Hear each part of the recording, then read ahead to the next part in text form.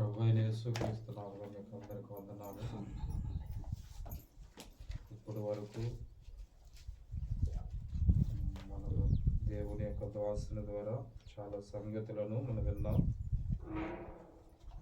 మంచిది ప్రియులారా, కొన్ని లేఖనములను మనము ధ్యానిద్దాం. ప్రభు దినం కనుక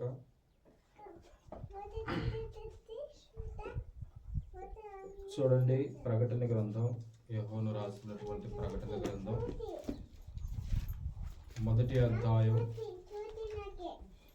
10వ వచనం నుంచి 16వ వచనం దాకా మనం చదువుకొని ధ్యానిద్దాం. 15వ వచనం దాకా యోహాను రాసిన ప్రకటన గ్రంథం 1వ అధ్యాయం 10వ వచనం నుంచి నేను చదువుతాను. ప్రభు దినమందు ఆత్మవశుడై ఉండగా బోరధ్వని వంటి గొప్ప స్వరము నీవు చూచుచున్నది. పుస్తకములో రాసి ఎఫెసు, స్మోర్నా, పెర్గము, తుయతైర, సార్దిసు, ఫిలదెల్ఫియా, లవోదికయ అను 7 సంఘములకు పంపమని చెప్పుట నా వెనుక వింటిని. ఇది వినగా నాతో మాట్లాడుచున్న స్వరమేమిటో అది చూడ తిరిగితిని. తిరగగా 7 సువర్ణ దీపస్తంభములను, ఆ దీపస్తంభముల మధ్యలో మనిషి కుమారుని పోలిన ఒకరిని చూచితిని. ఆయన తన పాదముల మధ్యకు దిగుచు ఉన్న వస్త్రమును ధరించుకొని రొమ్మునకు బంగారు దట్టి కట్టుకొని ఉండెను. ఆయన తలయు వెంట్రుకలను తెల్లని ఉన్నిని పోలినవై హేమమంత ధవలముగా ఉండెను. ఆయన నేత్రములు అగ్ని జ్వాలల వలె ఉండెను. ఆయన పాదములు కొలిమిలో కోటము వేయబడి మొరియుచున్న అపరంజితో సమానమై ఉండెను. ఆయన కంఠస్వరము విస్తార జల ప్రవాహముల ధ్వని వలె ఉండెను. చూడండి, మనం ప్రార్థన చేసుకుందాం. ప్రార్థన చేసుకొని ప్రభు యొక్క వాక్యమును మనము ధ్యానిద్దాం. పరిశుద్ధుడా, ప్రేమ కలిగిన మా దేవా, గొప్ప రక్షకుడా, విమోచకుడా, మా కొరకు ప్రాణం పెట్టిన యేసుక్రీస్తు ప్రభువా, మీకు స్తోత్రాలు చెల్లిస్తూ ఉన్నాం. ఈ ప్రభు దినానైనా మమ్మలను ఇక్కడ చేర్చి నైనా నిన్ను ఆరాధించడానికి మీరు మాకు ఇచ్చిన గొప్ప బాధ్యతను బట్టి మీకు స్తోత్రాలు చెల్లిస్తూ ఉన్నాం ప్రభువా. నైనా ఇప్పటి వరకు నీ దాసుని నిలబెట్టి నైనా అనేక సంగతులను ప్రభువా మీరు మాకు బోధించారు. మీకు స్తోత్రాలు నాయనా. ఇప్పుడు చదువుకున్నటువంటి లేఖనములను కూడా మీరు జ్ఞాపకం చేసుకోండి ప్రభువా. నాయనా, మీ ఆత్మ సహాయం కావాలి, ఆత్మ వివేచన కావాలి అర్థం చేసుకున్నట్టుకు. నాయనా, మీ ఆత్మ చేత మమ్మలను నడిపించి మా ఆత్మల క్షేమార్థమై మాతో మీరు మాట్లాడమని యేసుక్రీస్తు ప్రభువారి నామమున ప్రార్థించి వేడుకొంచున్నాము తండ్రి. సహోదరులారా, ఈ ప్రకటన గ్రంథం అంటే మనకు అర్థమయ్యేటువంటి విషయాలు ఏమిటంటే,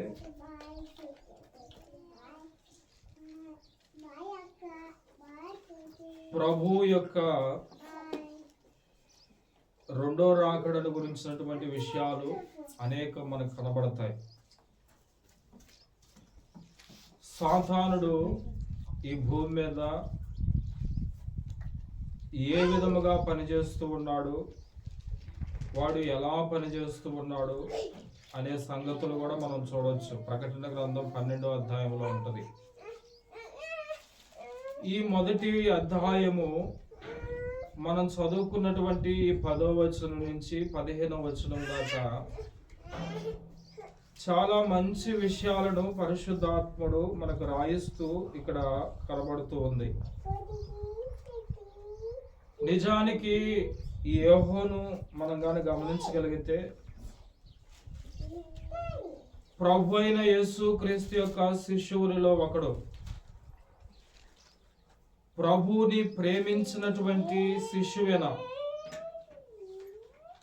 ప్రభు మొదట యోహానుని ప్రేమించాడు. ఆ ప్రేమను అర్థం చేసుకొని ప్రభు యొక్క రొమ్మునున్నటువంటి శిష్యుడు, ప్రభుతో నడిచినటువంటి శిష్యుడు, ప్రభు ఈ భూమి మీద జీవిస్తూ ఉన్నటువంటి కాలంలో అనేక విషయాలను ఆయన డైరెక్ట్ గా చూశాడు. చూడండి, మొదటి యోహాను పత్రిక 1 అధ్యాయం 1 వచనములో మనం గాని చూస్తే, జీవవాక్యమును గురించినది ఆది నుండి ఏది ఉండెనో, మేమేది వింటుమో, కన్నులారా ఏది చూచితమో, ఏది నిదానించి కనుగొంటిమో, మా చేతులు దేనిని తాకి చూచినో అది మీకు తెలియజేయచ్చు ఉన్నాము. ఇక్కడ చూడండి, మేము ఏదైతే చూసామో, ఏదైతే మా కన్నులారా మేము చూసామో, ఏదైతే మేము విన్నామో ఆ విషయాలనే మీకు ప్రకటిస్తూ ఉన్నాం. ఆయన చూడకుండా ఆయన రాయలేదు, ఆయన వినకుండా ఆయన రాయలేదు. ప్రభు అయిన యేసుతో తానుకున్నటువంటి అనుభవం, తాను చూసినటువంటివి, ప్రభు ఆత్మచేత ప్రేరేపింపబడినటువంటి సంగతులను ఈ గ్రంథమందు రాసినట్టుగా మనకు కనబడుతూ ఉంది. ఈ యోహానే ఈ ప్రకటన గ్రంథంలో కూడా రాశాడు. మనకి బైబిల్ గ్రంథం అంతటిలో కానీ గమనించగలిగితే ఇద్దరు యోహానులు మనకు కనబడతారు. ఎంతమంది? ఎవరెవరు చెప్పండి? ముగ్గురు కనపడతారు. అక్కడ బరియోనా అనేటువంటిది ఒక పదం ఉంటుంది, అది కూడా జాన్ నుంచి వచ్చినటువంటి పదము. ఈ యోహాను అనేటువంటి పేర్లు ఇద్దరికి ఉన్నాయి. తెలుసమ్మా? చెప్పండి, ఆ ఇద్దరు పేర్లు ఎవరెవరో చెప్పండి.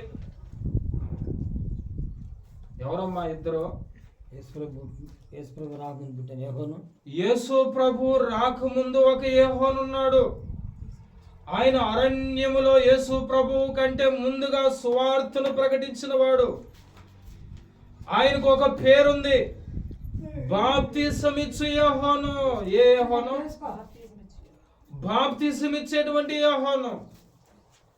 అలాగే పేతురు, ఆంద్రే యొక్క తండ్రి పేరు కూడా బరియోనా. బరియోనా అంటే బర్ అంటే తండ్రి, యోనా అనేటువంటి పేరు ఉంది కదా, అది యోహాను నుంచి తీయబడినటువంటి పదముగా అక్కడ చూపిస్తూ ఉంది. నిజానికి అక్కడ వాడబడినటువంటి పదం కూడా యోహానే.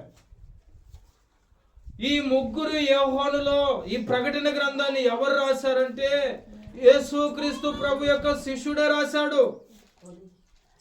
ఆయన చివరి దినాలలో ఇదిగో ఒక ఖైదీగా పట్టుబడి, ఇదిగో ఆయనను బాగా కాంచినటువంటి నూనెలో వేశారు. ఎక్కడ వేశారమ్మా? ఎందుకో? సువార్తను ప్రకటించకూడదని, ప్రభు అయిన యేసుక్రీస్తును గురించినటువంటి ఆ విశ్వాసమును ప్రకటించకూడదని, ఇదిగో ఆనాడు ఆది క్రైస్తవులు లేదా ఆది సువార్థికులు ఇదిగో ఎంతో శ్రమలను అనుభవించిన వాళ్ళలో యోహాను కూడా ఒక్కడే. ఆయన చంపాలని నూనెలో వేస్తే చనిపోవాలి. ఆయన గాయం కూడా కాలేదంట. ఇట కాదని చెప్పి ఎక్కడ తీసుకోపోయి వేశారు? ఎక్కడ? పద్మాసు దీపములో ఆయన వేసేశారు. ఆయన ముదిమి వయసు వచ్చి ఉన్నది. ఆయన చివరి దినాలలో ఉన్నాడు. ఆ చివరి దినాలలో ఇదిగో ఆయనను గురించినటువంటి ఈ విషయాలు చదువుతూ ఉంటే చాలా ఆశ్చర్యం అనిపిస్తా ఉంటుంది. ఇక్కడ చూడండి, చాలా చక్కటి మాట వాడబడినది. ప్రభు దినమందు ఆత్మ వశములో ఉన్నాడు యోహాను. ఏ వశములో ఉన్నాడు? ఎవరి వశంలో ఉన్నాడమ్మా చెప్పండి అమ్మా. ఇప్పుడు మనం ఎవరి వశములో ఉన్నాం? ప్రభు దినమందు అంటే లార్డ్స్ డే అని వాడబడింది అక్కడ. ప్రభు దినం అంటే ప్రభు అయిన యేసుక్రీస్తు ఆయన తిరిగి లేచినటువంటి దినం. ఆ దినమున ఒంటరిగా ఉన్నాడు. ఎవరు? ఈ యోహాను. ఈ ఒంటరిగా ఉన్నటువంటి యోహాను ఇదిగో ఎవరు వశములో ఉన్నాడు? ఆత్మ వశములో ఉన్నాడు.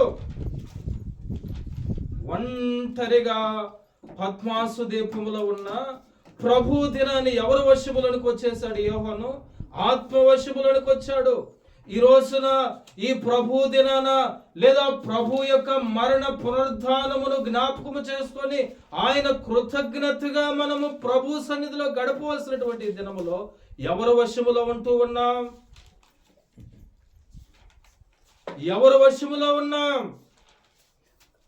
దేవుని యొక్క ఆత్మ వశములో ఉన్నామా లేక ఇంకెవరైనటువంటి వశములో ఉన్నామా? దేవుని యొక్క ఆత్మ వశములో ఉన్నాం కాబట్టి ఇక్కడ కూర్చొని ఉన్నాం. ఇక్కడ కూర్చోలేని వారంతా ఎవరు వశములో ఉన్నారని అర్థం చేసుకోవాలి మనం. చెప్పండి అమ్మా, ఎవరు వశములో ఉన్నారు?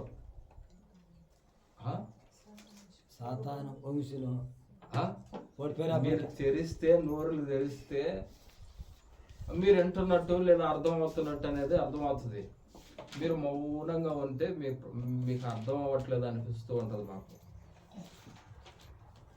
ఇప్పుడు మనము ప్రభు సన్నిధిలో ఉన్నాం. ప్రభు దినమందు ఆయన వశములో మనం ఉన్నాం. మంచిదే. ఇక్కడ లేని వాళ్ళు ఏ వశములో ఉన్నారు అంటున్నాను నేను. గట్టిగా చెప్పండి. ఇప్పుడు ఆలోచన చేయండి. దావీదు అంటున్నాడు మొదటి సమూయేలు 8వ అధ్యాయంలో ఉంటది, దేవా నిత్యము నా కుటుంబము నీ సన్నిధిలో ఉండునట్లు దాన్ని ఆశీర్వదించు. ఏం చేయమంటున్నాడు? ఒకవేళ ప్రభు ఇప్పుడు వచ్చాడు అనుకో, మనం ఆయన ఆత్మవశములో ఉన్నాం గనక ఒకవేళ మనం అందరం కూడా ఎత్తబడతాం. మిగతా వాళ్ళు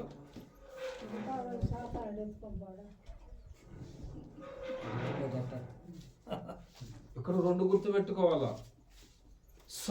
సౌలు రాజుగా ఉన్నాడు. మొదటి కాలంలో ఇశ్రాయేలీలకు రాజుగా ఉన్నటువంటి వ్యక్తి సౌలు అభిషేకించిన తర్వాత దేవుని ఆత్మ చేత నడిపించబడ్డాడు. ఏ ఆత్మ చేత నడిపించబడ్డాడమ్మా? దేవుని ఆత్మ చేత నడిపించబడ్డాడు. అతనిలో దేవుడు ఒక పని చేయమంటే మరొక పని చేశాడు. ఏం చేశాడు చెప్పండి? ఎన్నోసార్లు విన్నారు కదా మా ప్రసంగాల్లో, వినలేదా? సౌలు ఏం చేశాడు? కోళ్ళు మంచి చేశాడు. ఏం చేశాడమ్మా? చదవండి. మొదటి సమూయేలు 8వ అధ్యాయం 16వ వచనమా?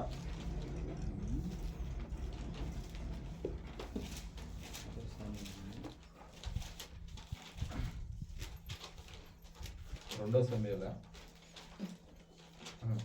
15వ అధ్యాయం. మొదటి సమూయేలు 15వ అధ్యాయం 15వ అధ్యాయం మొదటి వచనం చదువుతానండి. ఒకానొక దినమున సమూయేలు సౌలును పిలిచి, యెహోవా ఇశ్రాయేలీయులకు తన జనుల మీద నిన్ను రాజుగా అభిషేకించుటకై నన్ను పంపెను. యెహోవా మాట వినుము. సైన్యములకు అధిపతియగు యెహోవా సెలవిచ్చినదేమనగా, అమలేకీయులు ఇశ్రాయేలీయులకు చేసినది నాకు జ్ఞాపకమే. వారు ఐగుప్తులో నుండి రాగానే అమలేకీయులు వారికి విరోధులై మార్గమందు వారి మీదకి వచ్చిరు కదా. కాబట్టి నీవు పోయి కనికరింపక అమలేకీయులను హతము చేయుచు పురుషులనేమి, స్త్రీలునేమి, బాలురనేమి, పసిపిల్లలేమి, ఎత్తులేమి, గొర్రెలేమి, ఒంటిలేమి, గార్ధభావులన్నిటినీ హతము చేసి వారికి కలిగినదంతయు బొత్తిగా పాడు చేసి అమలేకీలను నిర్మూలము చేయమని చెప్పాను. ఏం చెప్తూ ఉన్నాడు రాజుకి? ఇదిగో మిమ్మలను ఐగుప్తులో నుండి నేను బయటకు తీసుకొని వచ్చినప్పుడు, లేదా ఈ శరీరానికి సాదృశ్యంగా ఉన్నటువంటి ఈ పాప స్వభావముతో నింపబడినటువంటి అమలాకీలు మీకు విరోధముగా వాళ్ళు ఎదురై మిమ్మల్ని ఎంతో బాధించారు కదా. అంటే ఇది పాపానికి సాదృశ్యంగా ఉంది. అంటే పిల్లలనేమి పసిబిడ్డలనేమి అంటుంది కదా, అది భౌతికంగా అక్షరార్థంగా అర్థం చేసుకుంటే మనకు అర్థం కాదు. చిన్న పాపం పెద్ద పాపాలు ఉంటాయి కదా కొన్ని, అన్ని పాపాలు నిర్మూలన చేయాలా. ఏం చేయాలా? పూర్తిగా నిర్మూలన చేయాలి. ఆ శరీర సంబంధమైనటువంటివి, ఆత్మను పాడు చేసేటువంటివి పూర్తిగా నిర్మూలన చేయమని ఆజ్ఞ ఇచ్చాడు సౌలుకి. సౌలు ఏం చేశాడు? బలహీనమైనటువంటి వాటిని అన్నిటిని హతం చేసి బలము కలిగినటువంటి వాటిని అన్నిటిని తీసుకొచ్చుకొని దొడ్డిలో పెట్టుకున్నాడు. పాళ్ళు పొట్టేళ్ళు. ఆలోచన చేయండి. దేవుడు ఏం చెప్పాడు? సమస్తము నిర్మూలన చేయమన్నాడు. రక్షణ వచ్చిందా మనకి మంచిదే. ప్రభు అయిన యేసుక్రీస్తు ప్రభు ఆయన మరణించి ఆయన మన పాప భారాన్ని మోసి మనకు రక్షణ ఇచ్చాడు, మంచిదే. అయితే ఇప్పుడు మనం ఏం చేయాలా? ఒక్కొక్కటి ప్రభువుని చూస్తూ ఆయన మనలో ఉన్నటువంటి వాటన్నిటిని తీసేసుకుంటూ ఉండాలి. పూర్తిగా నిర్మూలన చేయాలి. ఎప్పటి వరకు? క్రీస్తుకు సమానమైన సంపూర్ణత కలుగువారు వరకు. అందుకు ప్రభు మనల్ని రక్షించాడు. అందుకొరకు ప్రభు మనల్ని పిలుచుకున్నాడు. ఆయన సంఘములో చేర్చాడు.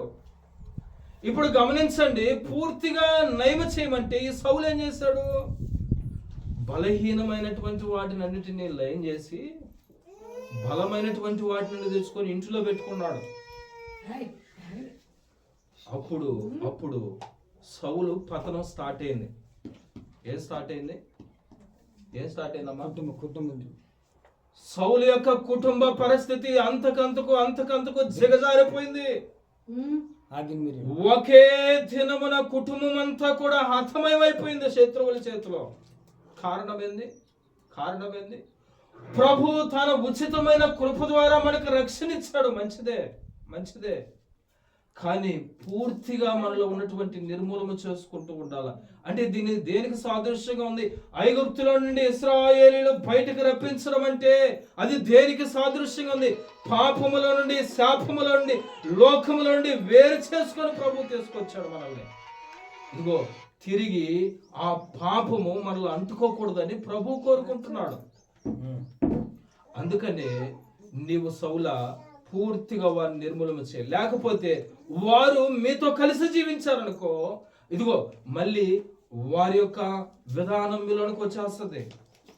అర్థమవుతుందా? వారిలో లోక సంబంధమైనటువంటి విధానం ఉంది. ఆ లోక సంబంధమైనటువంటి విధానం మిమ్మల్ని కూడా అంటుకుంటుంది. అందుకని పూర్తిగా వాళ్ళని నిర్మూలన చేయాలని చెప్పి అన్నాడు అక్కడ.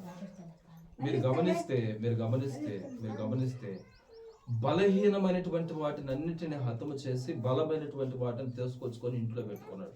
అంటే ఇది దేనికి సాదృశ్యంగా ఉంది? ఆలోచన చేయండి. దేనికి సాదృశ్యంగా ఉంది? బలహీనమైనటువంటి వాటినేమో చంపేశాడు, మంచిదే. క్రీస్తు ప్రభు మన పాపముల కొరకు ఆయన మరణించాడని నమ్మావు, విశ్వాసించావు, మంచిదే. కానీ ఇంకొక పని కూడా చేయాలి నువ్వు. ఆ బలమైనటువంటి వాటిని కూడా నువ్వు తీసివేయకపోతే, బలమైనటువంటి ఏందో చెప్పండి. ప్రభు దినమందు, ప్రభుది కదా ఇది దినము, ఏమ్మా ప్రభుదే కదా.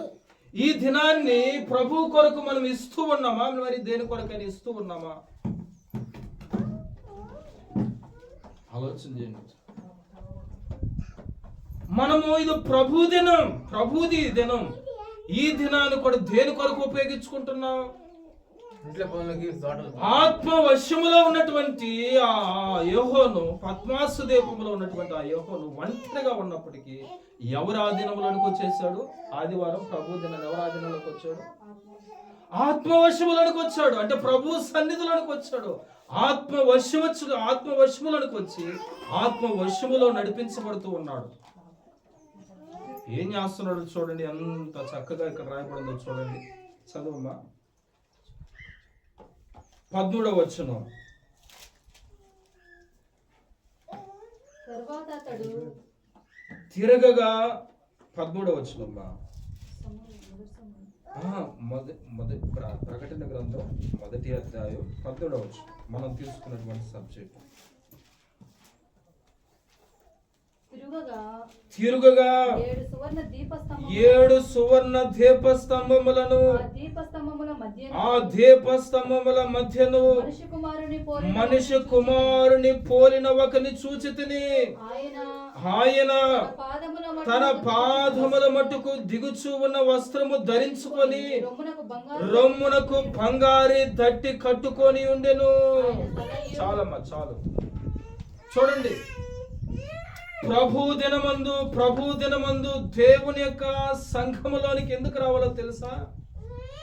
ఆత్మ యొక్క వశములోనికి ఎందుకు రావాలో తెలుసా? ఇదిగో ప్రభు దినమందు ఆత్మ వశములో ఉన్నటువంటి యోహాను ఏం చేస్తూ ఉన్నాడు? ప్రభువుని జ్ఞాపకం చేసుకుంటూ ఉన్నాడు. ఏం చేస్తున్నాడమ్మా? ఏం చేస్తున్నాడు? ప్రభువుని జ్ఞాపకము చేసుకుంటూ ఉన్నాడు. ఎందుకు ప్రభు సన్నిధిలోనికి మనం రావాలో తెలుసా? ఈ ప్రభు దినాన ఇదిగో ప్రభువు మన పాపముల కొరకు ఆయన మరణించాడు. ఆయన మన కొరకు ఆయన సిలువ వేయబడ్డాడు. ఆయన కొరడాలతో మన కొరకు దెబ్బలు తిన్నాడు, ఉమ్మించుకున్నాడు, ఆయన పిడిగుద్దులు గుద్దించుకున్నాడు. అంత త్యాగం చేస్తే ప్రభు అయిన యేసుక్రీస్తు తిరిగి లేచినటువంటి దినాన ప్రభు సన్నిధిలోకి వచ్చి నువ్వు ప్రభువుని జ్ఞాపకం చేసుకోలేకపోతూ ఉన్నావు. ఎవరు వశములో ఉన్నావు? నువ్వు ఏమా ఎవరు వశములో ఉన్నావు? కృతజ్ఞత కలిగినటువంటి యోహాను, ప్రభు యొక్క మరణ పునరుద్ధానమును గ్రహించినటువంటి యోహాను, ప్రభు దినమందు వ్యర్థముగా పానీకుడు ఒంటరిగా ఉన్నప్పటికీ ఆత్మవశములోనికి వచ్చాడు. ఆత్మవశములోనికి వచ్చి ఏం చేస్తూ ఉన్నాడు?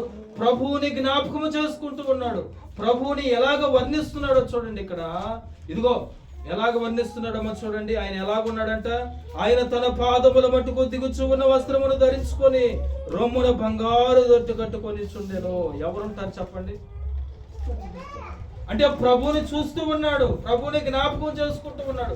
ఎలాగ జ్ఞాపకం చేసుకుంటూ ఉన్నాడంటే ఇక్కడ గమనించండి, పాదముల మట్టుకు వస్త్రమును ధరించుకొని రొమ్మునకు బంగారు తట్టుకొని బంగారు దట్టి కట్టుకొని. నిజానికి వస్త్రాలు ఎవరు ధరించుకుంటారు ఆలోచించండి.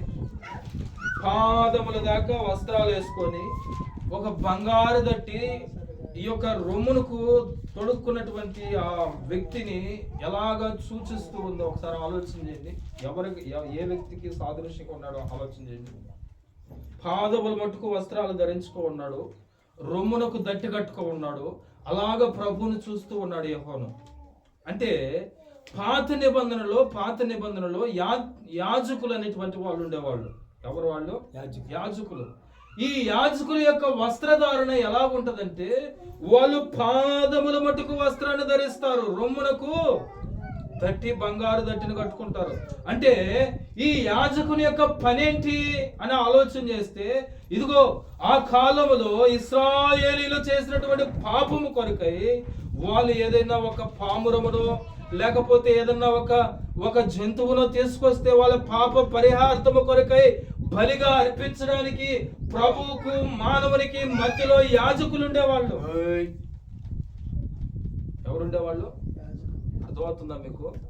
అర్థమవుతుందా?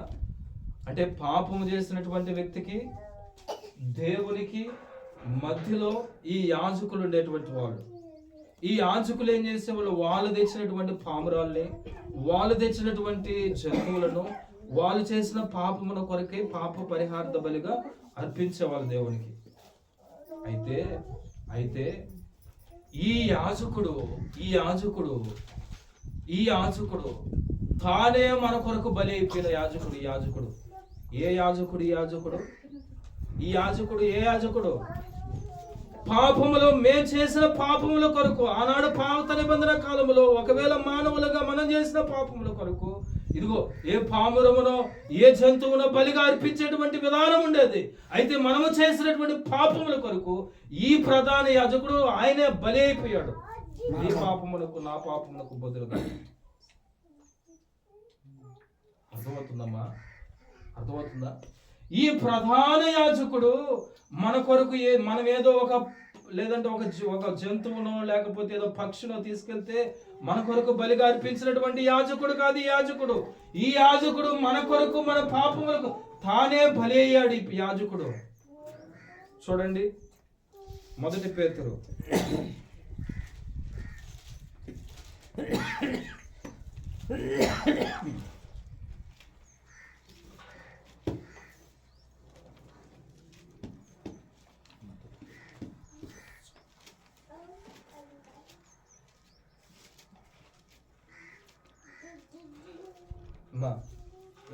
24వ వచనం. 2వ అధ్యాయము 24వ వచనం. మనము పాపముల విషయమై చనిపోయి నీతి విషయమై జీవించినట్లు ఆయన తానే తన శరీరమందు మన పాపములను మ్రాను మీద మోసుకొనెను. ఆయన పొందిన గాయముల చేత మీరు స్వస్థత నొందుతురు.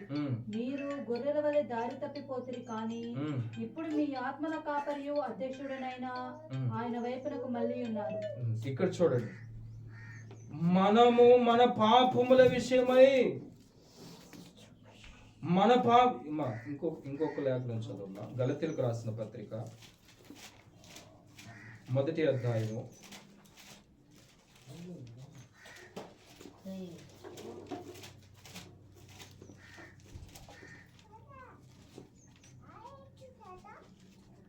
4వ వచనం. మన తండ్రి అయిన దేవుని చిత్త ప్రకారము క్రీస్తు మనలను ప్రస్తుతపు దుష్టకాలములో నుండి విమోచింపవలనని మన పాపముల నిమిత్తము తను తాను అప్పగించుకొని. చూడండి,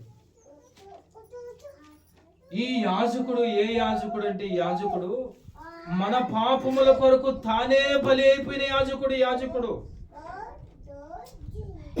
ప్రభు దినమందు ఆత్మ వశములో ఉన్నటువంటి యెహోవాను ఈ ప్రధాన యాజకుడి గురించి ఆలోచన చేస్తూ ఉన్నాడు, చూస్తూ ఉన్నాడు.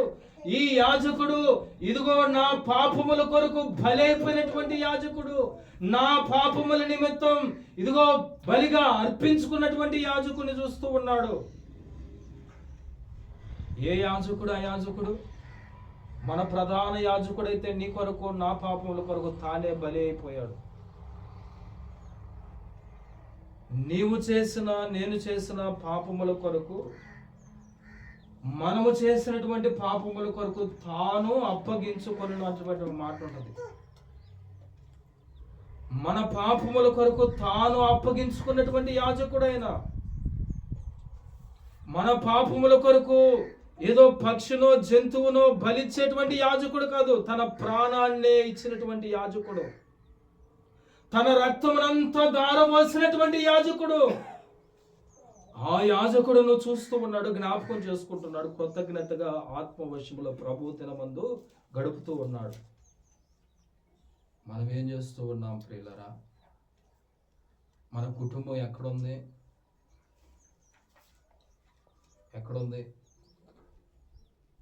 ఆలోచన చేయండి. ప్రభు మనతో మాట్లాడతాడు. ఆయన మాట్లాడేది సుమన కాదు, లేకపోతే ప్రభాకరమాం కాదు, లేకపోతే యేసోబన్న కాదు, లేకపోతే లాజర్ కాదు, లేకపోతే బెంగళూరు సేనన్న కాదు, ఎవరో కాదు. మాట్లాడేవాడును నేను అంటూ ఉన్నాడు. మనందరి కోసం, అది మీ కొరకు కాదు, అందరి కోసం, నా కొరకు కూడా, అందరి కొరకు. మా అన్న వాళ్ళ కుటుంబాన్ని బట్టి మేము బాధపడుతూ ఉంటాం. ఎందుకు చెప్పండి? చాలాసార్లు ప్రభాకర్ మామ కూడా ఫోన్ చేసి నేను చెప్పుకుంటూ ఉంటాను, ప్రార్థన చేయండి. వాళ్ళు ఎక్కడో ప్రభువుని విడిచిపెట్టి ఎక్కడికో వెళ్ళారు, అంతా పోగొట్టుకున్నారు. చివరికి మళ్ళీ వచ్చారు. 2 ఆదివారాలు వచ్చారు అంతే. ఎన్ని ఆదివారాలు? వచ్చినప్పటి నుంచి 100 సార్లు ఫోన్ వస్తుంది మా వదిలికి. ఎన్నిసార్లు వస్తుంది? సీఎం ఏమన్నా ఒకవేళ ఖాళీ కూర్చుంటాడేమో కానీ ఆమె ఖాళీగా కూర్చోదు. విచిత్రం ఏందో తెలుసా? బయటికి వెళ్తుంది, ఎక్కడికొచ్చేదో మళ్ళీ ఫోన్ వస్తుంది.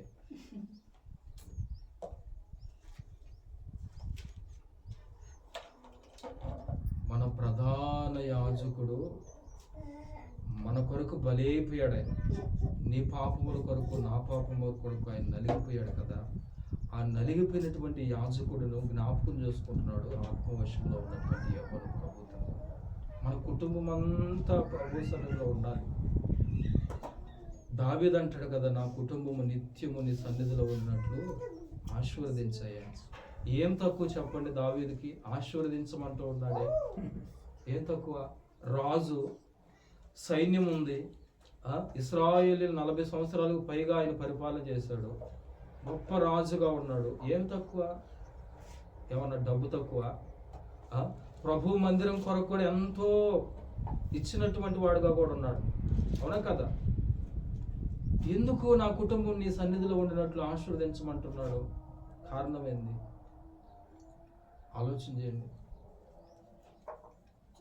నిజమైనటువంటి ఆశీర్వాదం ఏందో తెలుసా? కుటుంబం అంతా దేవుని యొక్క సన్నిధిలో ఉండటమే.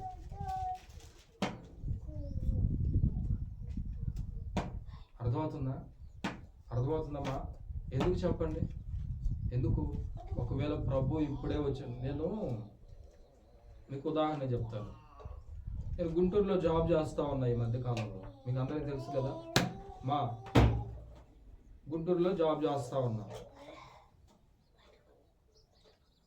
స్టేట్ హెడ్ ఒక ఆయన వచ్చాడు గుంటూరుకి. కరెక్ట్గా 10:30 కల్లా అక్కడ ఉండాలి. నేను 10:30 కల్లా అక్కడ ఉండాలి. ఉదయాన్నే 4 గంటలకు లేచాను, ఆగిరిపల్లికి వెళ్ళాను, 5 గంటల బస్సు ఎక్కినాను, 6:30 కల్లా స్టేషన్లోకి వెళ్ళాను, ఆటో అట్ట దిగాను. ఆటో దిగి కరెక్ట్గా ప్లాట్ఫారం మీదకి వెళ్ళేది బండి ఉంది. టికెట్ తీసుకోవాలా? టికెట్ తీసుకున్నానా?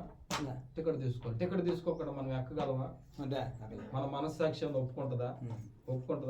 ఒకవేళ పొరపాటుని ఆడైనా, ఒకవేళ ఎక్కినా కూడా ఆడైనా కానీ చిక్కినాం అనుకో, ఇంకా అది ఎట్లా ఉంటుంది? ఇంకా ఆలోచన చేయండి. అందుకని నేను చూస్తుండగానే బండి వెళ్ళిపోతుంది. ఆ రోజు నిజంగా ఎంత బాధపడ్డానో తెలుసా? ఆ బండి వెళ్ళిపోయిన తర్వాత ఇంక నేను సమయానికి వెళ్ళగలనా? బండి ఏమన్నా ఆగద్దా నా కోసం? ఉండమ్మా ఏదైనా బస్సు అయితే పొరపాటున ఆపాయి అంటే ఎవరొకరు ఆపుతారు. నేను టికెట్ తీసుకొచ్చేది అక్కడ రైలు ఆగుతుందా? నేను చూస్తుండగా నా రైలు కదిలిపోతుంటే నా గుండె పగిలిపోయింది. ఒక్క 2 నిమిషాలు ముందు వచ్చుంటే నేను టికెట్ తీసుకునేవాడిని, ట్రైన్ ఎక్కుండేవాడిని. 2 నిమిషాలు అని ఎంత బాధపడ్డానో తెలుసా? అయితే ప్రభు ఆయన వస్తానన్నాడు, ఆయన రాకుండా మాంటాడా? ఆయన ఖచ్చితంగా వస్తాడు. ఆయన దొంగ వచ్చినట్లు వస్తానన్నాడు. ఎప్పుడు వస్తాడో తెలియదు. ఆయన వచ్చే టయానికి మనం ఎలాగుండాలా? ఈ ట్రైన్ అయినా 6:30కి వస్తుందని తెలుసు, 6:30కి వెళ్ళాలని తెలుసు. 6:30కి వెళ్ళాలని తెలుసు కూడా 2 నిమిషాలు లేట్ అయింది. మరి ప్రభు ఎప్పుడు వస్తాడో తెలియదు. పరిస్థితులు చూడకపోతే అంత్య దినాల్లో మనం ఉన్నట్టుగా అర్థమవుతుంది. మనం చూస్తూ ఉండగానే మన కుటుంబం విడబడింది అనుకో, గుండెలు బాదుకుంటారు. మనం చూస్తుండగానే ప్రభాకర్ మొన్న కూడా వాక్యం చెప్తూ 10 మంది కన్నికలు ఉన్నారు. 5 మంది ఏం చేశారు? 5 మంది ఇంకా వరుడు రాలేదు, ఇంకా పెళ్లి కుమారు రాలేదు అని నిద్రపోయారు. పెళ్లి కుమారు రానే వచ్చారు. ఎంతమంది? 10 మందిలో 5 మంది నిద్రపోయారు. 5 మంది ప్రభుతో పాటు తిరగడేసరు ఉన్నది. 2 ఉన్నారనుకో, వారిలో ఒకరు విడబడితే ఒకరు ఎత్తబడితే ఎంత బాధాకరంగా ఉంటుంది. ఎందుకు మనల్ని ప్రభు రక్షించాడంటే నిత్యజీవం కొరకు ప్రభు మనల్ని రక్షించాడు. మన నిరీక్షణ ఏంటి? ప్రభు మనతో చెప్పాడు. ఏం చెప్పాడు? నేను వెళ్తూ ఉన్నాను, నేను వెళ్ళి మీకు స్థలాలు సిద్ధపరుస్తాను, నేను మళ్ళీ రాబోతూ ఉన్నా, నేనున్న స్థలంలోనికి మిమ్మల్ని కూడా తీసుకెళ్తా. మీరేం చేయాలా? ఏం చేయాలమ్మా? ఇతరులని రక్షించుకొని సిద్ధపడాలి. ఏం చేయాలా? సిద్ధపడాలి. సిద్ధపడకపోయినాక ప్రభు వస్తాడు, ఆయన పని ఆయన ముగించుకొని వెళ్ళిపోతాడు. మనము నిర్లక్ష్యం చేయకూడదు. ప్రభువు ఈ రక్షణ మనకి ఇచ్చాడంటే ఆయన ఊరికనే ఇవ్వలేదు మనకి. ఎఫెసీయులు రాసినటువంటి పత్రికలో ఒక మాట ఉంటుంది, జగత్తు పునాది వేయబడక ముందే ఆయన ముందుగా నిర్ణయించుకొని మనం పిలుచుకున్నాడు. మనము ధన్యులం, అవునా కదా? ఆయన మనసులో ఉండిన వారంగా మనం పిలువబడ్డాం. ఆయన మనసులో ముందుగా మనం నిర్ణయించబడి ఆయన సంఘంలో చేర్చబడ్డాం. చేర్చబడినటువంటి మన ఆత్మీయ స్థితి ఎలాగుంది? అపోస్తలులైనటువంటి పౌలు గురించి ఆలోచన చేస్తే మొదట మారు మనసు లేనప్పుడు అపోస్తలులైనటువంటి పౌలు ఏం చేసేవాడు? క్రైస్తవులు ఆది కాలంలో విస్తరిస్తూ వచ్చారు వారి యొక్క పనిని బట్టి, అవునా కదా? ఆ కాలంలో ప్రతిదినము కూడుకునేవాళ్ళు, ప్రతిదినము ఎడతెగక ప్రార్థన చేసేవాళ్ళు. వారి స్థిరాస్తులను కూడా అమ్మి ప్రభు సేవ కొరకు వాళ్ళు ఇచ్చారు, అవునా కదా? అలాగ వారు చేసినప్పుడు సంఘము విస్తరిస్తూ ఉన్నింది. ఆ విస్తరిస్తూ ఉన్నటువంటి సమయంలో సంఘాలను పాడు చేయాలని అపోస్తలులైనటువంటి పౌలు మారకముందు సంఘాలలో దూరి స్త్రీలనేమి పురుషులనేమి పట్టుకొని వాళ్ళని హింసించి హత్య చేసేటువంటి స్వభావం ఉండేది, అవునా కదా? అలాంటి వ్యక్తి మారు మనసు పొందిన తర్వాత అతని యొక్క జీవితం చూడండి. ఒక మాట మీకు చదివిస్తాను చూడండి. అపోస్తల కార్యములు 20వ అధ్యాయము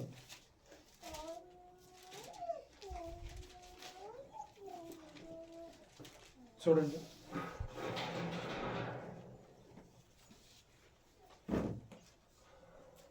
సంఘము కొరకు ఎలాగ పనిచేస్తూ ఉన్నాడో చూడండి. 31వ వచనం. కావున 3 సంవత్సరములు రాత్రింబగళ్ళు కన్నీళ్లు విడుచుచు ప్రతి మనుషునికి మానక బుద్ధి చెప్పితిని మీరు జ్ఞాపకము చేసుకొని మెలకువగా ఉండుడి. ఇప్పుడు దేవునికి ఆయన కృపా వాక్యమునకు మిమ్మల్ని అప్పగించుచు ఉన్నాను. ఆయన మీకు క్షేమాభివృద్ధి కలుగు చేయుటకును పరిశుద్ధపరచబడిన వారందరిలో స్వాస్థ్యం అనుగ్రహించుటకును శక్తిమంతుడు.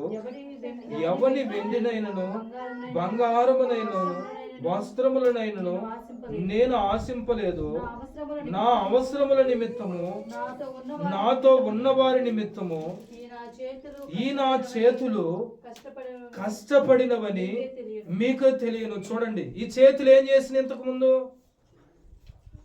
ఇవే చేతులు మారు మనసు లేనప్పుడు, అపోస్తలులైనటువంటి పౌలు మారు మనసు లేనప్పుడు ఏం చేసినాయి చెప్పండి? ఏం చేసినాయి?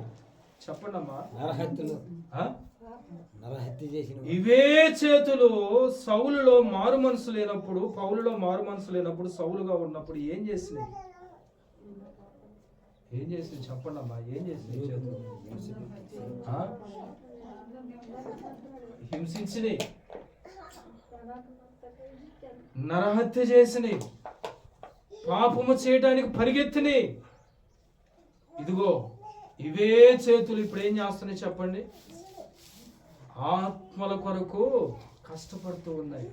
ఇవే చేతులు చంపిన చేతులు, హింసించిన చేతులు ఇదిగో ఆత్మల కొరకు ప్రయాసపడ్డానికి గల కారణం ఏందో ఆలోచన చేయండి. ఇదే అపోస్తలులైనటువంటి పౌలు అంత తక్కువ వాడేం కాదు. అప్పుడు కూడా నిష్ఠ కలిగినటువంటి వాడు. ఏం కలిగినటువంటి వాడు? ఒక మంచి నిష్ఠ కలిగినటువంటి వాడు. తన మతాన్ని బట్టి లేదా ధర్మశాస్త్రాన్ని బట్టి. యూదా మతస్థుడు అని రాయబడి ఉన్నది బైబిల్లో, గలతీయులకు రాసినటువంటి పత్రికలో. ఏ మతస్థుడంట? యూదా మతస్థానికి ఆ మతోన్మాదము లేదా ఆ మతముతో ఇమిడిపోయినటువంటి ఆ నిష్ఠ మారు మనసు లేనప్పుడు దాని కొరకు పనిచేసింది. మారు మనసు వచ్చిన తర్వాత ప్రభు కొరకు పనిచేసింది. నిష్ఠ లేకపోతే మనం పని చేయలేం. ఏం కావాలా మనకి? ఏం కావాలా? ఒక పట్టుదల కదా. నిష్ఠ అంటే ఏంటిది? నిష్ఠ అంటే ఏంటిదమ్మా? పట్టుదల కావాలి. ప్రభు అయిన యేసుక్రీస్తు ఈ భూమి మీదకి వచ్చి నా కొరకు ఆయన మరణించాడు. ఆయన ఒక మాట అన్నాడు కదా ఈ భూమి మీద జీవిస్తున్నటువంటి కాలంలో, ప్రభువా నీవెక్కడికి వెళితే అక్కడికి నేను కూడా వస్తానయ్యా అన్నాడు ఒక ఆయన. ఎవరు? పేతురు కాదు, ఒక ఆయన. అప్పుడు ప్రభు ఏమన్నాడంటే, నక్కలకు బోరీలు ఉన్నాయి, ఆకాశ పక్షులకు గూడులు ఉన్నాయి, నేను తలదాచుకోవటానికి కూడా స్థలం లేదు. నీవు నిజంగా నన్ను వెంబడిస్తావా అంటే, వెంబడిస్తాను కానీ మొదట వెళ్ళి నా తండ్రిని బాధ పెట్టుకొని వస్తానయ్యా అని మళ్ళా. అర్థమవుతుందా? నీ వెంట వస్తానన్నాడు ఆయన. ఎప్పుడైతే నేను తలదాచుకోవడానికి కూడా స్థలం లేదన్నాడు, వెంటనే ఏమన్నాడు? నా తండ్రి వెంటకి వెళ్ళి ఆయన చనిపోయి ఉన్నాడయ్యా, ఆయన పాతి పెట్టి తర్వాత నిన్ను వెంబడిస్తా అంటే, అతని మనస్సులో నిజంగా ప్రభువుని వెంబడించాలని ఉందా లేదా? ఆలోచన చేయండి. నిజంగా ఉండి అడిగాడా ప్రభుని?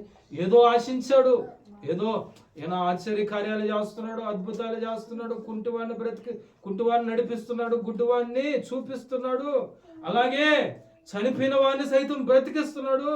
ఆహారం అన్నప్పుడల్లా ఏం చేస్తున్నాడు?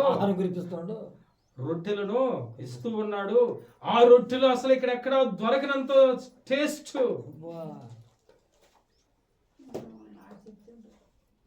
ఇప్పుడు ఈయన వెంబడిస్తే ఏది కావాలంటే అది ఇచ్చేస్తాడు అనుకున్నాడేమో. దేని కొరకు? శరీరం కొరకు. ఈ రోజున ప్రభువుని నమ్ముకుంటూ ఉండదు. ఎందుకంటే ఈ శరీర భోగాల కొరకు నమ్ముకుంటున్నారు చాలా మంది. ఆ తర్వాత ఏమవుతున్నారు తెలుసా? ప్రభువుని నమ్ముకుని ఏం చేశాడు? ప్రభువుని ఎందుకు నమ్ముకున్నాము, ఎందుకు ప్రభు మనల్ని రక్షించాడు, ఎందుకు ప్రభు మనల్ని సంఘములో చేర్చాడు, ఆ ప్రభు మన కొరకు చేసినటువంటి త్యాగం ఏంటి, ఆ ప్రభు మన కొరకు చూపించినటువంటి ప్రేమ ఏంటి, ఇదంతా కాదు. ఇదిగో ఈయన అడిగాడు కదా, నేను కూడా నిన్ను వెంబడిస్తాను ప్రభు. దేని కొరకు?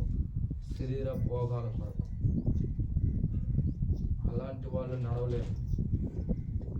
ఇదిగో అతడు ఏం చేశాడు? తిరిగిపోయి మళ్ళీ నా తండ్రి అంట మృతదేహం ఉన్నాయా దాన్ని పాతి పెట్టుకొని తర్వాత అంటే నిజానికి హృదయపూర్వకంగా నేను వెంబడిస్తానని కాదని. సౌలు కదా బలహీనమైనటువంటి వాటిని చంపి బలమైనటువంటి వాటిని ఇంట్లోకి తెచ్చుకున్నాడు. చూడండి, దొడ్లో పెట్టుకోండి. అరుపులు వినపడుతున్నాయి, కేకలు వేస్తున్నాయి. సమయంలో వచ్చాడు, ఏంటి సౌలు నువ్వు చేసిన పని అంటున్నాడు, ఏంది అరుపులు అంటున్నాడు. అయినా కూడా చెప్తున్నాడా? చెప్పట్లా.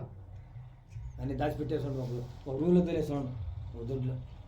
చూడండి, ప్రభు ఇచ్చినటువంటి రక్షణను బట్టి మనము సంపూర్ణముగా మన దేహంలో ప్రభువుకి అసహ్యమైనటువంటి వాటినన్నింటినీ నిర్మూలన చేయాలి. నిజానికి ప్రభు సన్నిధి, ప్రభు దినం ఎంత ప్రాముఖ్యమైంది అనుకుంటున్నారు? ప్రభు మన కొరకు ఆయన ఈ భూమి మీదకి వచ్చి నలిగిపోయి శ్రమపడి మన పాపముల నుండి వచ్చింది మరణం. అవునా కదా? మన పాపం వలన మన పాప భారాన్ని ప్రభు అయిన యేసుక్రీస్తు ఆయన మీద వేసుకుని ఆ పాపం వలన మరణం వచ్చింది ప్రభువుకు కూడా. కానీ మరణం ఆయన బంధించి ఉంచుట అసాధ్యము కనుక ఆయన తిరిగి లేచాడు. నీవు నేను కూడా ఒక దినాన అలాగ లేస్తాము అనే దానికి ఒక సాదృశ్యంగా ప్రభు చూపించాడు. మొట్టమొదటిగా చనిపోయి తిరిగి లేచినటువంటి వ్యక్తి ఎవరైనా ఉన్నారంటే ఈ భూమి మీద ప్రభు అయిన యేసుక్రీస్తు. ఆయన యందు విశ్వాసం ఉంచితే నీవు నేను కూడా ఒక దినాన లేస్తాం. అందుకొరకే ప్రభు దగ్గరికి మనం వచ్చాం, చాచబడ్డాం. ఆ కృతజ్ఞతగా ఈ అపోస్తులైనటువంటి యోహాను పద్మాసు దీపములో ప్రభు అయిన యేసుక్రీస్తును చూస్తూ ఉన్నాడు. ఆయన త్యాగాన్ని గమనిస్తూ ఉన్నాడు. ఈ యాజకుడైతే నా కొరకు, నా పాపముల కొరకు బలైపోయినటువంటి యాజకుడుగా ఆయన్ను చూస్తూ ఉన్నాడు. రెండవదిగా ఆయన పరిశుద్ధతను చూస్తూ ఉన్నాడు. అక్కడ మనం గమనిస్తే మా చదువమ్మ ప్రకటన గ్రంథం చదువు.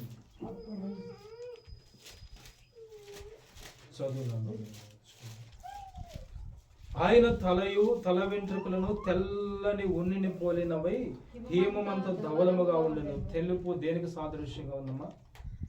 దేనికి సాదృశ్యంగా చెప్పండి. పరిశుద్ధతగా గట్టిగా చెప్పండి అమ్మా. అంటే ఈ భూమి మీద ప్రభువుని ఎంతగా తరిముండొచ్చు పాపం. తరిమిందా తరవలేదా? వాటన్నిటినీ జయించినటువంటి పరిశుద్ధుడిగా చూస్తూ ఉన్నాడు. ఎవరు? యోహాను. ఆయన పరిశుద్ధతను కాపాడుకునేటటువంటి విధానాన్ని చూస్తూ ఉన్నాడు. అంతగా పరిశుద్ధతను కాపాడుకున్నాడు కనుక ఆయన రక్తమును, ఆయన పవిత్ర రక్తమును అపవిత్రులమైన మన కొరకు ఆయన చిందించాడు. ఆయన పరిశుద్ధంగా కాపాడుకున్నటువంటి ఆ దేహాన్ని అపరిశుద్ధులమైన మన కొరకు ఆయన అర్పించుకున్నాడు. ఆయన పరిశుద్ధంగా జీవించకపోతే మనకు పరిశుద్ధత ఎక్కడి నుంచి వస్తుంది? ఆయన పవిత్రముగా జీవించకపోతే ఆ పవిత్రమైనటువంటి రక్తం ఆయన ఎలాగ చిందించగలడు? అంటే ఈ భూమి మీద మనలాంటి దేహమును, మనలాంటి మట్టి దేహమును ధరించుకున్న వాడే కానీ ఆయనలో ఎక్కడా కూడా పాపము లేనివాడుగా జీవించాడు. మీరు గమనించండి, లోకమంతా ఏముంది? పాపం ఉంది. ఆ పాపము మధ్యలో పరిశుద్ధిగా జీవించడం అంటే సాధ్యమా? నీ కొరకు నా కొరకు ఆయన జీవించాడు. ఏమా ఆలోచన చేయండి.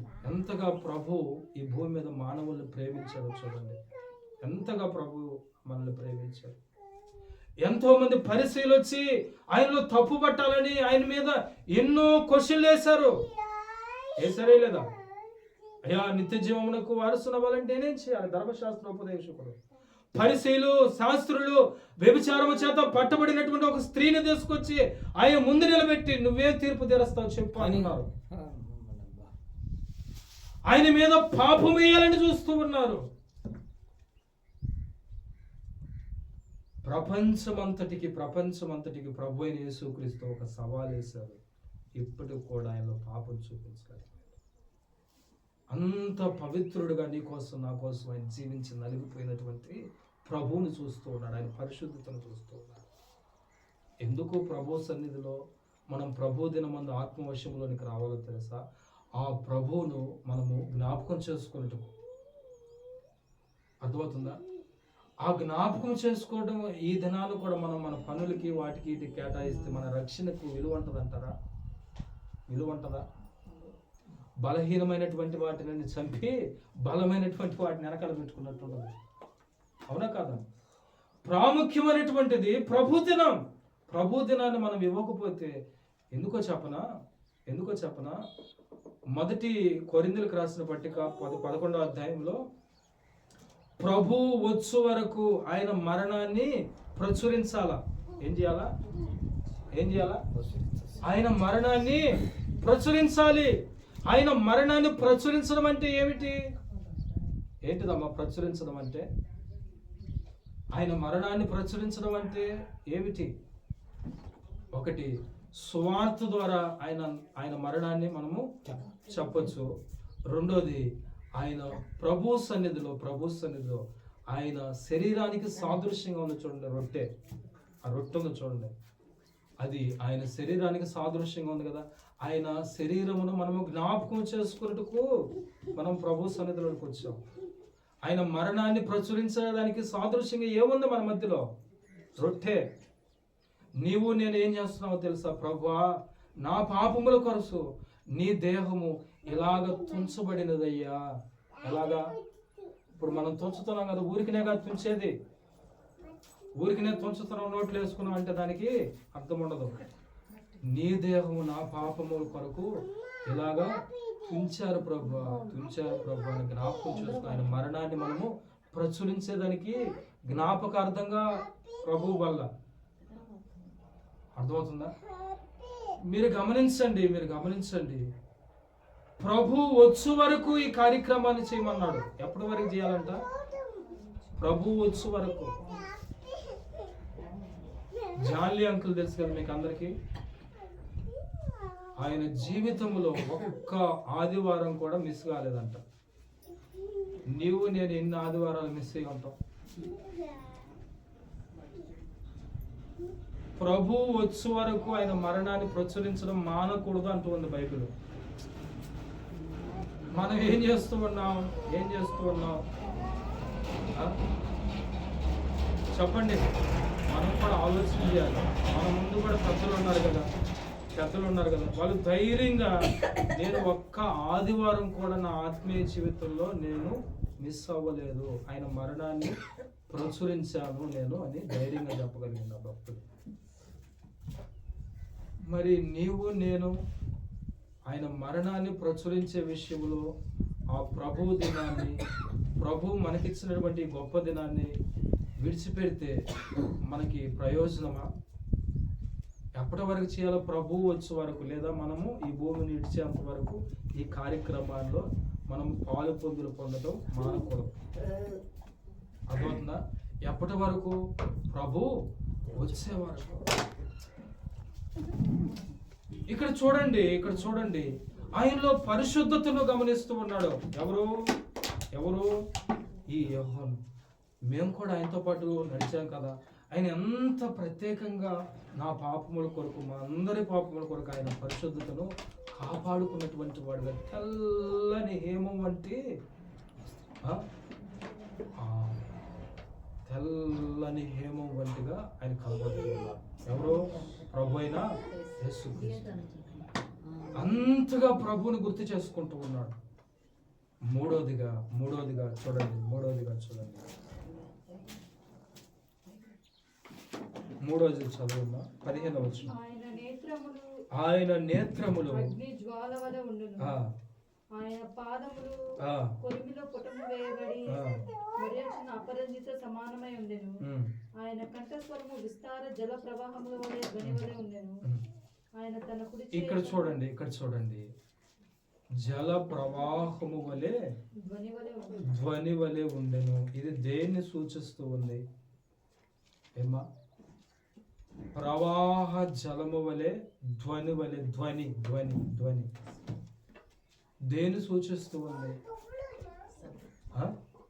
ఏమా? శబ్దం. ఓకే, మంచిది. దాన్ని పర్టికులర్గా ఎలాగ అర్థం చేసుకోవచ్చు? ఆయన బోర, లేదంటే ఆయన వాక్యము, ఆయన మాట. అవునా కదా? ఆయన మాట మనల్ని ఎంతగా ఆదరిస్తూ ఉన్నది. ఆయన సన్నిధిలోనికి మనం వచ్చినప్పుడు ప్రభు మనల్ని అనాథులుగా విడిచిపెట్టనంటుంది బైబిల్. ఎలాగ వదిలిపెట్టడంటే మనల్ని అనాథులుగా మిమ్మల్ని నేను విడిచిపెట్టను అన్నాడు. ఆయన వెళుతూ నేను ఆదరణకర్తను మీ మధ్యకు పంపిస్తాను, అది మీతో ఉంటది, మీలో ఉంటది, మిమ్మల్ని సర్వసత్యములోనికి నడిపిస్తుంది, మీకు సంచకరువుగా ఇచ్చి ఉన్నాను అంటుంది బైబిల్. ఏంటిది అది? ఈరోజు ఆత్మ చేత ఆయన మనతో మాట్లాడుతూ ఉన్నాడు. ఆయన ఆత్మను చూస్తూ ఉన్నాడు. పరిశుద్ధ ఆత్మకు సాదృశ్యంగా మనకు కనబడుతూ ఉంది. అదే కదా నేను చెప్పాను. ఎడ సోమన కాదు, లేకపోతే ప్రభాకర్ మామ కాదు, లేకపోతే యేసోబన్న కాదు, ఇంకొకరు కాదు, మనం వినిపిస్తుండేది ఆయన మాటలు. ఆయన మాటలు మనకి ఎవరు వినిపిస్తూ ఉన్నారంటే ఆయన ఆత్మ మనతో మాట్లాడుతూ ఉంది. బైబిల్లో ఉంది కదా, ఎక్కడ 2-3 నా నామమును ఏకీభవిస్తారో వాని మధ్యలో నేను ఉంటాను. ఇప్పుడు ప్రభు అయిన యేసుక్రీస్తును ఎన్ని విధాలుగా చూస్తూ ఉన్నాడు చూడండి. ఆయనలో ఆ గొప్ప యాజకత్వాన్ని చూస్తూ ఉన్నాడు. ఆ యాజకులైతే మనకు బదులుగా ఏ జంతువును, ఏ పశువును బలిగా అర్పించేవారు. ఈ యాజకుడైతే మన కొరకు బలి అయినటువంటి యాజకుడు. ఆయన మన పాపముల కొరకు ఆయన పరిశుద్ధతను కాపాడుకొని మన కొరకు తన ప్రాణమునిచ్చిన పరిశుద్ధుడు. అలాగే ఆయన ఆత్మచేత ఈ భూమి మీద మనల్ని ఒంటరిగా వదిలిపెట్టక, అనాథులుగా విడిచిపెట్టక, తన ఆత్మచేత నడిపిస్తూ ఉన్నటువంటి ప్రభు ఎంత చక్కగా ప్రభువు ఆత్మవశంలో యోహోను ప్రభువుని వర్ణిస్తూ ఉన్నాడు చూడండి. నీవు నేను ప్రభువుని ఇలాగా వర్ణించగలుగుతున్నావు. ఇలాగ ప్రభు యొక్క పరిశుద్ధతను ప్రభు మన కొరకు ఆయన పరిశుద్ధతను కాపాడుకొని ఆయన ప్రాణమును ఇవ్వకపోతే ఈరోజు మనకి రక్షణ ఉండేది కాదు. అవునా కదా? అలాగే ఆయన ప్రధాన యాజకుడిగా బలి అవ్వకపోతే మనకి రక్షణ ఉండేది కాదు. అలాగే తన ఆత్మచేత మనల్ని లేదా ఆయన సేవకుల ద్వారా మనకు సువార్త వినపడకపోతే మనకు రక్షణ ఉండేది కాదు. అర్థమవుతుందా? ఇలాగా మనం రక్షించబడ్డాం, ప్రభు సన్నిధిలో మనం చేర్చబడ్డాం. ఈ రక్షణను బట్టి కృతజ్ఞత కలిగినటువంటి యెహోవాను ఎంత చక్కగా ప్రభువుని జ్ఞాపకం చేసుకుంటున్నాడో చూడండి. అలాగైతే నీవు నేను ప్రభు సన్నిధిని మనం నిర్లక్ష్యం చేయొచ్చా? చేయకూడదు. మన కుటుంబంలో ఉన్నటువంటి వారు కూడా మనం గుర్తు చేయాలి. ప్రభు దినము చాలా ప్రాముఖ్యమైనటువంటి, ఆ ప్రభువుని గణపరచడానికి ప్రభువు మనకి ఇచ్చినటువంటి దినం అది. ఆయన మనకి ఇచ్చిన రక్షణ బట్టి కృతజ్ఞత చెప్పడానికి ఇచ్చినటువంటి దినం అది. ఈ దినాన్ని మనం నిర్లక్ష్యం చేసుకోవచ్చా? చేసుకోకూడదు పిల్లరా. ఈ ప్రభు దినాన్న ప్రభువుని మనం మహింపరచాలి. అంతగా ప్రభు ఈ భూమి మీద మన కొరకు ఆయన గొప్ప త్యాగాన్ని, ప్రేమను మన ఎడలైనా చూపించాలి. కాబట్టి అపోస్తలుడైన పౌలు అంత చక్కగా నిష్ఠ కలిగి ఇదిగో ప్రభు కొరకు పనిచేసినటువంటి వాడుగా ఉన్నాడు. నీవు నేను కూడా ఒక పట్టుదల ఉండాలి. ప్రభువు నా పాపముల కొరకు ఆయన మరణించాడు కదా, నేనేం చేయాలి? అపోస్తలుడైన పౌలు ఒక మాట అన్నాడు, చదివి ముగించుకున్నాను. చూడండి, గలతీయులకు రాసిన పత్రిక 2వ అధ్యాయము 20వ వచనం చూడండి. నేను క్రీస్తుతో కూడా సిలువ వేయబడి ఉన్నాను, ఇకను జీవించువాడును నేను కాను, క్రీస్తే నా యందు జీవించుచు ఉన్నాడు. నేనిప్పుడు శరీరమందు జీవించుచున్న జీవితము నన్ను ప్రేమించి నా కొరకు తన్ను తాను అప్పగించుకున్న దేవుని కుమారుని అందులో విశ్వాసము వలన జీవించుచు ఉన్నాను. తీర్మానం. అపోస్తలుడైనటువంటి పౌలులో ఒక తీర్మానం ఉంది ప్రియులారా. ఇదిగో ఆయన ప్రేమను గుర్తెరిగినటువంటి అపోస్తలుడైనటువంటి పౌలు ఒక తీర్మానం చేసుకుంటున్నాడు. నేను కూడా క్రీస్తుతో కూడా సిలువ వేయబడి ఉన్నాను, ఇకను జీవించేవాడును నేను కాను, నా కొరకు నన్ను ప్రేమించి ప్రాణం పెట్టిన యేసుక్రీస్తు ప్రభు కొరకు నా దేహమును అప్పగించాను. ఇప్పుడు జీవించుచు ఉన్నటువంటి జీవితము నాది కాదు, నా ప్రభు కొరకు నేను అప్పగించాను. ఎందుకంటే ప్రభు నా కొరకు అప్పగించాడు కనుక ఆయన కొరకు నా దేహమును అప్పగిస్తూ ఉన్నాను. అందుకనే అపోస్తలుడైన పౌలు ఖైదీలో ఉన్నప్పుడు కూడా ఖైదీలో కుమిలిపోతూ ఉన్నప్పుడు కూడా ఇదిగో మీరు ఆనందించండి, మీరు సంతోషించండి, ఎల్లప్పుడూ ప్రభువునందు కృతజ్ఞతాస్తుతులు చెల్లించండి అనేటువంటి మాటలు ఎందుకు వాడాడు అనుకుంటున్నాడు? ఎందుకు వాడాడు చెప్పండి. నిజానికి ఖైదీలో ఉన్నటువంటి పౌలు యొక్క పరిస్థితి ఏంటి? అక్కడ ఏమన్నా మనశ్శాంతిగా ఉంచుతారా? ఖైదీలో జైల్లో సంతోషంగా ఉంటాడా? ఎలాగుంటాడు? కుమిలిపోతూ ఉంటాడు కదా. నేను తప్పు చేయలేదు కదా, నేను సువార్తను ప్రకటించాను కదా, నేనేమి నేరం చేయలేదు కదా అని కుమిలిపోతూ నలిగిపోతూ ఉంటాడు కదా. అయినా కూడా ప్రభువుని బట్టి అలాగా ఆయన యొక్క పనిని ఖైదీలో కూడా ఆయన పనిని కొనసాగించిన వాడుగా ఉన్నాడు. ఇది గొప్ప విషయం కదా. అలాగైతే మనకైతే అంతటి శ్రమలు మనకు రాలా. మనం హ్యాపీగానే ఉన్నాం, సంతోషంగానే ఉన్నాం. ప్రభు కొరకు కొంత పని అయినా చేద్దాం. రేపు 17వ తారీఖున ఏముంది? ఏముందమ్మా? ఇదిగో పౌలైతే నేను నన్ను ప్రేమించిన ప్రభు కొరకు నేను అప్పగించుకొని సిద్ధపడ్డాడు. సమస్తమును పెంటతో ఎంచుకున్నాడు. తనకున్న జ్ఞానాన్ని, తనకున్నటువంటి తెలివిని, తనకున్న అధికారాన్ని సమస్తను కూడా పెంటగా ఎంచుకొని ప్రభు కొరకు పనిచేశాడు. మరి రేపు 17వ తారీఖున మన కొరకు ప్రభు ఒక మంచి గొప్ప దినాన్ని ప్రభు మనకు అనుగ్రహించాడు. 2 సేవకులు మన మధ్యకి రాబోతూ ఉన్నారు. కొంతమంది బయట నుంచి కూడా మన మధ్యకి రాబోతూ ఉన్నారు. మనందరం కలిసి కూడా ప్రభు యొక్క వాక్యాన్ని వినబోతూ ఉన్నాం. దాని కొరకు మనం ఏం చేయాలి? తన జీవితాన్ని మొత్తం అప్పగించుకున్నాడు పౌలు.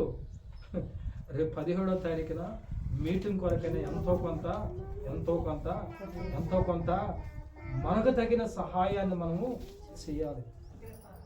ఎవరిని ప్రేమించి ప్రభాకర్ మావని ప్రేమించి కాదు, లేకపోతే సొంత అత్తని ప్రేమించి కాదు, ఎవరిని బట్టి ప్రభువుని బట్టి మనందరం కూడా ముందుకు వస్తే ఆ పని దేవునికి మహిమకరంగా జరుగుతుంది. ప్రభు ఈ మాటలను దీవించినాక మీకు అందరికీ ప్రార్థన చేసుకోండి.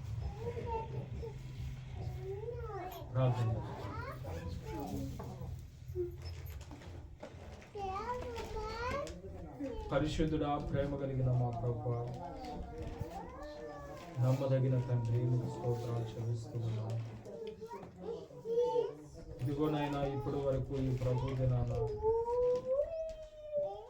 అయినా మమ్మలను ఈ తరంకొండ స్థానిక సంఘంలో చేర్చావు. నాయనా స్థానిక సంఘంతో కలిసి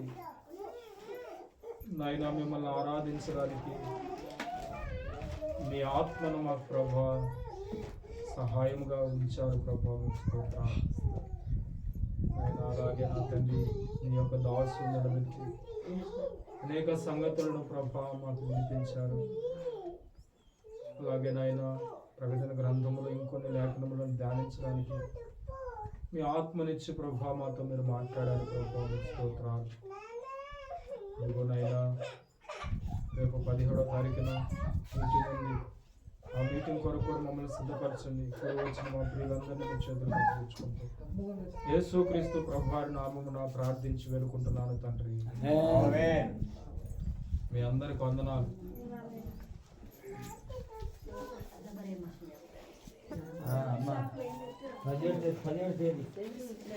వాళ్ళు లేబాకండి చెప్తుండో.